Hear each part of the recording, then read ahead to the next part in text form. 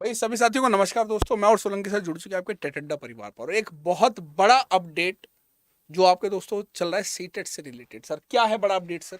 Sir देखो, actually में जैसे कि कल आपका पब्लिक नोटिस जारी किया था सीटेट ने, और उसमें बता दिया कि भाई जो पेपर आपका सीटेट का ऑनलाइन हो रहा था 2 बार से, उसको इस बार इन्होंने ऑफलाइन सर कर यहाँ दिया एक है। हुआ पेपर हुआ ऑफलाइन। लेकिन सर ऑफलाइन होने के बाद हम्म। अब जो बच्चे गलतियां कर सकते हैं वो गलती नहीं करनी है दोस्तों। उस पर बहुत ज़्यादा ज़रूरी है आप लोगों को ये पता होना कि हम ऑफलाइन में ये गलतियां बिल्कुल न करें।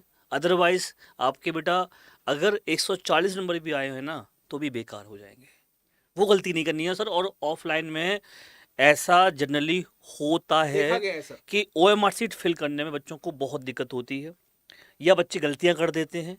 दोस्तों वो गलती नहीं करनी है। उससे रिगार्डिंग हमने सोचा एक वीडियो हम आपको डाल देते हैं बना करके, जिससे आप आसानी तसल्ली से देख लेना और इसको समझ लेना। बिल्कुल सर, तो सीधा मुद्दे की बात करते हैं सर। ये दिखाते हैं बच्चे को ओएमआर शीट कैसी होती है सर। तो सर इस तरीके से हाँ ओएमआर सर। सीट आती है हम्म। बच्चे के पास, और इसमें आपको यहाँ पर साफ साफ लिखा रहता है कि भाई जो ओएमआर सीट है आपकी, दोस्तों इसको कैसे आप देखोगे यहाँ पर। ठीक है, तो मैं यहाँ पे देखने को मिलेगा सर रोल नंबर। सबसे पहले सर यहाँ पर बच्चे को रोल नंबर फिल करना होता है, और इसमें वो रोल नंबर सर यहाँ पर अपना जो भी नंबर है उसमें से इसमें से उसको मार्क करना होता सर्कल है। भी करना था। मान लीजिए सर अगर बच्चे का रोल नंबर उसको जीरो से शुरू होता है तो वहाँ पे जीरो लिखेगा और जीरो उसको हम्म। सर्कल भी करेगा। लेकिन सब सबसे बड़ी बात ये दोस्तों ध्यान रखिएगा, मैं आपसे एक चीज़ कहना चाहूँगा। बहुत से बच्चे क्या करते हैं सर कि अपने से ज़्यादा हमें दूसरों में विश्वास होता है हाँ। जब हम परीक्षा दे रहे होते हैं, खासकर ऑफलाइन वाली। ऑफलाइन। वहाँ पे क्या करते हैं हम लोग, अच्छा भाई तू इसमें ये भर रहा है, मैंने भी भर दिया। मतलब बच्चा उसकी देख करके उसे भर देता है, और कई बार ऐसा होता है सर कि उसने उसी का रोल नंबर डाल दिया। हाँ, गलती से वही रोल नंबर भर दिया, अपना छोड़ के वो हो गया। तो भाई ऐसी गलती नहीं करनी है, ध्यान सर रखिएगा। पूरा कितना ही बढ़िया पेपर करा, यहाँ गलत हो गया तो पूरा का पूरा पेपर रद्द हो जाता है। इसी बिल्कुल। तरीके से उसके बाद दोस्तों सेट बात है। हाँ। कौन सा उसमें आपको सेट मिलता है, ए बी सी डी करके आता है, तो वहाँ पे सेट का नंबर डालना होगा, सब्जेक्ट का कोड डालना होता है, और उसके बाद सर यहाँ पे स्टूडेंट का नाम नाम ब्लॉक आएगा लेटर्स में। यहाँ पे, तो स्टूडेंट का नाम आएगा आपका बिल्कुल ब्लॉक लेटर में। और नाम के साथ साथ जैसे सपोज करिए किसी का नाम जैसे आशीष लिखे तो ए यहाँ पे लिखेंगे, ए को हाँ। सर्कल करेंगे। एस लिखेंगे तो ए को एस को सर्कल कर देंगे। इस तरीके से आपका पूरा नाम आ जाएगा। तो ये ओमार से रिलेटेड कुछ बहुत जरूरी जानकारी है जो बच्चा अक्सर गलती कर देता अब है। सर उसके बाद में सर यहाँ पे देखने को मिलेगा बच्चों को सर नंबरिंग। तो भाई आपका एक से लेकर के आपका जैसे यहाँ पे दिया हुआ है क्वेश्चन नंबर आपका एक में कौन सा आंसर है, तो आप डी लगाएंगे, डी को प्रॉपर मार्क करेंगे। वहाँ पर आपको साफ इंस्ट्रक्शन लिखे होंगे कि आपको बॉयल पॉइंट यूज़ करना है, ब्लू होगा या वो ब्लैक ब्लैक होगा। होगा। वो ध्यान से पढ़ करके ही आप वो दोनों तरीके के पेन ले जाइएगा। ठीक है, तो उससे आपको पता रहेगा कि हालांकि अभी से इसके रिगार्डिंग एक आपकी हो सकता है कि और डिस्क्रिप्शन पूरा प्रॉपर बताएं ये लोग। बताएंगे ठीक बिल्कुल है, सर। तो यहाँ पर दोस्तों इस तरीके से देखोगे आप, यहाँ पर आपको पूरे जो 150 क्वेश्चन का पेपर होगा आपका, वो यहाँ पर 150 आपके ये पूरे क्वेश्चन दिखाई लिखे होंगे। इस तरीके से आप इस सीट को फिल करेंगे। तो दोस्तों एक तो ये रहा कि भाई ओएमआर सीट हमने कैसे फिल करनी है।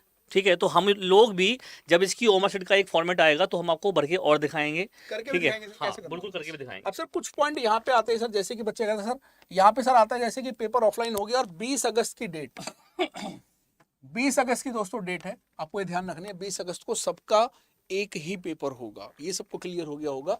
और दूसरी बात सर ये भी सवाल आ रहा है कि इसमें तो दूसरा वाला सर पेपर अब क्या आसान होगा या मुश्किल होगा? सर क्या कहना है इस बारे में? क्योंकि सबका अब एक जैसा पेपर, यानी सब लोग एक पैरामीटर पे आ जाएंगे। देखिए सर, यहाँ पे मैं एक चीज़ कहना चाहूँगा कि ऑनलाइन पेपर में क्या होता था कि जो पेपर मान लो किसी का पेपर है, और जैसे लास्ट में ईयर की बात करूँ, 28 तारीख से पेपर शुरू हुए थे, 28 दिसंबर से, और वो पेपर 7 फरवरी तक चले थे।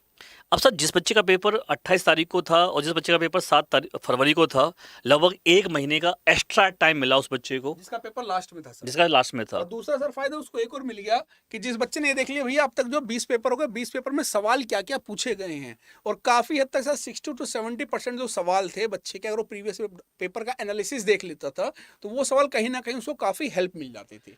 तो सर सबसे ज्यादा नुकसान में तो वो बच्चा रहा जिसका सबसे पहले दिन हुआ, बिल्कुल और सर, सबसे ज्यादा और इस तरीके से फायदे में वो बच्चा रहा जिसका सबसे आखिरी बार पेपर हुआ। और सर इस तरीके से इस बार पेपर का रिजल्ट थोड़ा सा सही भी रहा था। हाँ।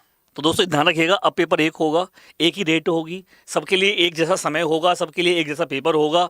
कोई किसी की शिफ्ट जो है हार्ड या इजी नहीं होगी, सबके लिए एक बराबर होगी। तो दोस्तों ध्यान रखिएगा, इस वाले पेपर में थोड़ा सा लेवल हमें अच्छा देखने को मिल मिल सकता है। सकता है। अच्छा, और बाकी सर ये ओमआर की जो कहानी अभी आपने समझाई सर, इसमें जो मैक्सिमम बच्चे सर, मैंने एक चीज देखी है, अगर जो मैक्सिमम बच्चा जो फेल हो जाता है सर, क्या कारण होता है? बच्चा बहुत ज्यादा मेहनत करके गया, ठीक है, और बच्चों को सर मान के चलिएगा सीडीपी का जैसे पहला सेक्शन है, सीडीपी में बच्चे को 30 में से जो है 25 सवाल बच्चे को आ गए, 25 सवाल बच्चे ने क्वेश्चन पेपर पर टिक कर दिए।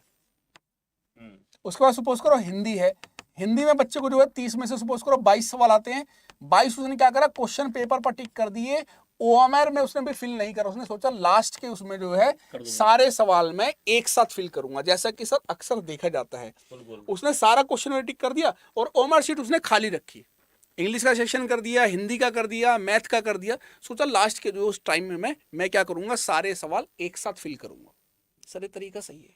सर बिल्कुल नहीं सही, मैं तो ये कहूँगा भाई लास्ट में टाइम नहीं रहता, तुरंत भैया ये काम पहले करना है, ठीक है। जो सेक्शन आपका हो गया है, मैं तो ये कहूँगा सर, मैं अपनी बात बताऊँ हाँ।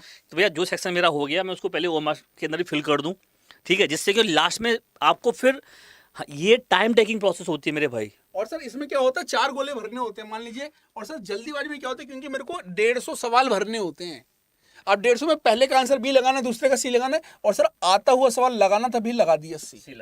और इतना प्रेशर होता है दोस्तों, मैं आपको एक अनुभव बता रहा हूँ, काफी बच्चे कहते हैं सर मैं तो क्वेश्चन पेपर मेरे को आता था सर, मैं गोले टाइम से नहीं भर पाया। सबसे बड़े जो बच्चे की जो गलती होती है, फेल होने का कारण यही होता है दोस्तों, सही टाइम पे इन गो सर्कल को सर्कल फिल नहीं कर पाता। तो दोस्तों आप ऐसी गलती बिल्कुल ना करें। आपने, मैं तो कहूंगा, आप अगर सेक्शन वाइज कर रहे हैं, मान लो सीडीपी का सेक्शन कर लिया, तुरंत 30 सवाल में से 22 आपके आते हैं, 22 तुरंत भर के उसके बाद दूसरा सेक्शन शुरू करें। सर क्या कहोगे? बिल्कुल सर बिल्कुल। तो दोस्तों ये कुछ गलतियां हैं जो बच्चा अक्सर करता है, तो दोस्तों इसका ध्यान रखें, हम नहीं चाहते आपकी सारी मेहनत खराब हो। और दोस्तों एक चीज और मैं कहूंगा सर, इस पेपर पे अगर बात करें सर सीटेट के पेपर में, तो सर एक सबसे बड़ी बात क्या है सीटेट में सर, मेन गेम है सर पेडागोजी का। Yes sir. अगर हम बात करें सर 150 में से 90 नंबर की सर पेडागोजी आ जाती है 150 में से, चाहे हम किसी भी पेपर की बात करें। और ये पेडागोजी दोस्तों रटी नहीं जा सकती है, इसे आप रट तो सकते ही नहीं हो। जिसने ये समझ लिया उसका पेपर पास हो गया। और दोस्तों दूसरी बात, कुछ मैं आपको टिप्स बता दूं इस पेपर को क्रैक करने के लिए। दोस्तों जितने भी ऑनलाइन, जो दोस्तों मैं टिप्स की बात करूंगा, जितने भी ऑनलाइन वाले सवाल आए हैं पेपर के दोस्तों, प्रीवियस ईयर क्वेश्चंस, उनको सबसे पहले करें। सर क्या कहोगे? बिल्कुल सर। सबसे तो हमारे पास ये समझ लो कि रामबाण है हमारे लिए। सबसे पहले करें ऑनलाइन पेपर वाले सवाल दोस्तों। दूसरी बात, एनसीईआरटी की किताबों पे फोकस करें, ओनली एनसीईआरटी। और तीसरी बात दोस्तों, ओनली पेडागोजी इसका रामबाण है। तो दोस्तों इसके लिए टेट अड्डा आपके लिए कुछ खास लेके, आपको कुछ नहीं करना है। सर क्या कहोगे? सर हम लोगों ने प्रॉपर क्लासेस दोस्तों आपके लिए शुरू कर रखी हैं। 12 बजे आप जुड़ते हैं हमारे साथ 12 PM पर, तो आपको सीडीपी के सारे क्वेश्चंस ऑनलाइन वाले मिल जाएंगे। 1 बजे मेरे भाई आप लोगों को जो है ईवीएस के सारे क्वेश्चन मिल जाएंगे।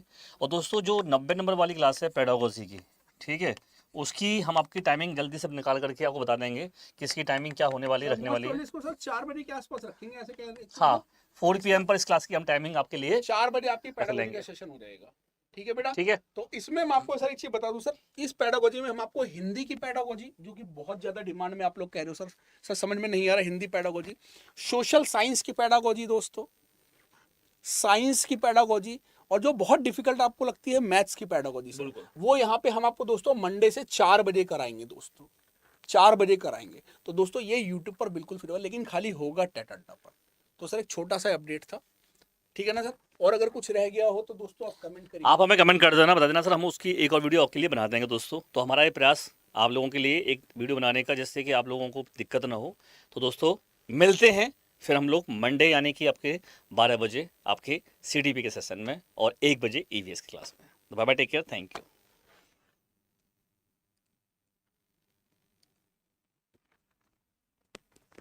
चलो।